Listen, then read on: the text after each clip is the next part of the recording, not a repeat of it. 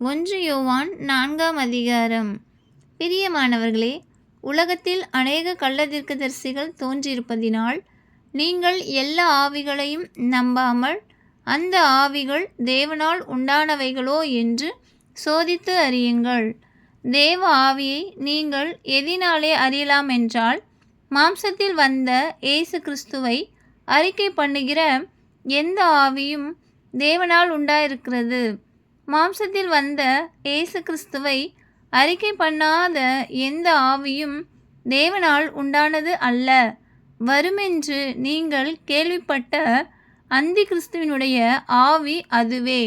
அது இப்பொழுதும் உலகத்தில் இருக்கிறது. பிள்ளைகளே, நீங்கள் தேவனால் உண்டாயிருந்து அவர்களை ஜெயித்தீர்கள். ஏனெனில் உலகத்தில் இருக்கிறவனிலும் உங்களில் இருக்கிறவர் பெரியவர். அவர்கள் உலகத்துக்கு உரியவர்கள். ஆகையால் உலகத்துக்கு உரியவைகளை பேசுகிறார்கள். உலகமும் அவர்களுக்கு செவி கொடுக்கும். நாங்கள் தேவனால் உண்டானவர்கள். தேவனை அறிந்தவன் எங்களுக்கு செவி கொடுக்கிறான். தேவனால் உண்டாயிராதவன் எங்களுக்கு செவி கொடுக்கிறது இல்லை. இதனாலே சத்திய ஆவி இன்னதென்றும் வஞ்சக ஆவி இன்னதென்றும் அறிந்திருக்கிறோம். பிரியமானவர்களே, ஒருவரில் ஒருவர் அன்பாயிருக்க கடவோம். ஏனெனில் அன்பு தேவனால் உண்டாயிருக்கிறது. அன்புள்ள எவனும் தேவனால் பிறந்து அவரை அறிந்திருக்கிறான். அன்பில்லாதவன் தேவனை அறியான். தேவன் அன்பாகவே இருக்கிறார். தம்முடைய ஒரே பேரான குமாரனாலே நாம் பிழைக்கும்படிக்கு தேவன் அவரை இவ்வுலகத்திலே அனுப்பினதினால் தேவன் நம்மேல் வைத்த அன்பு வெளிப்பட்டது. நாம் தேவனிடத்தில் அன்பு கூர்ந்ததினால் அல்ல, அவர் நம்மிடத்தில் அன்பு கூர்ந்து நம்முடைய பாவங்களை நிவிர்த்தி செய்கிற கிருபாதார பலியாக தம்முடைய குமாரனை அனுப்பினதினாலே அன்பு உண்டாயிருக்கிறது. பிரியமானவர்களே, தேவன் இவ்விதமாய் நம்மிடத்தில் அன்பு கூர்ந்திருக்க நாமும் ஒருவரிடத்தில் ஒருவர் அன்பு கூற கடனாளிகளாயிருக்கிறோம். தேவனை ஒருவரும் ஒருபோதும் கண்டதில்லை. நாம் ஒருவரிடத்தில் ஒருவர் அன்பு கூர்ந்தால் தேவன் நமக்குள் நிலைத்திருக்கிறார்.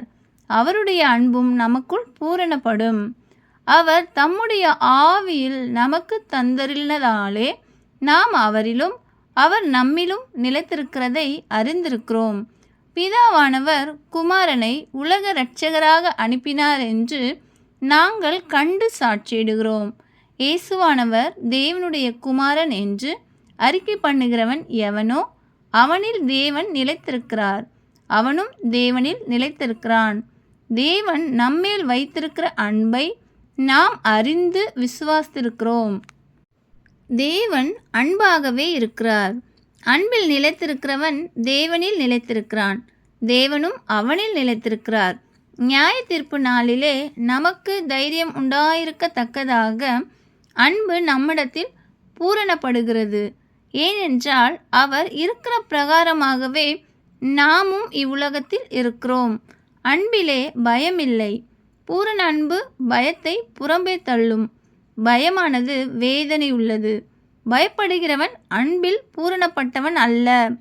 அவர் முந்தி நம்மிடத்தில் அன்பு கூர்ந்தபடியால் நாமும் அவரிடத்தில் அன்பு கூறுகிறோம். தேவனிடத்தில் அன்பு கூறுகிறேன் என்று ஒருவன் சொல்லியும் தன் சகோதரனை பகைத்தால் அவன் பொய்யன்.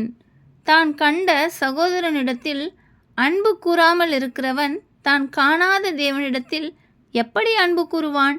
தேவனிடத்தில் அன்பு கூறுகிறவன் தன் சகோதரனிடத்திலும் அன்பு கூற வேண்டும் என்கிற இந்த கற்பனையை அவராலே பெற்றிருக்கிறோம்.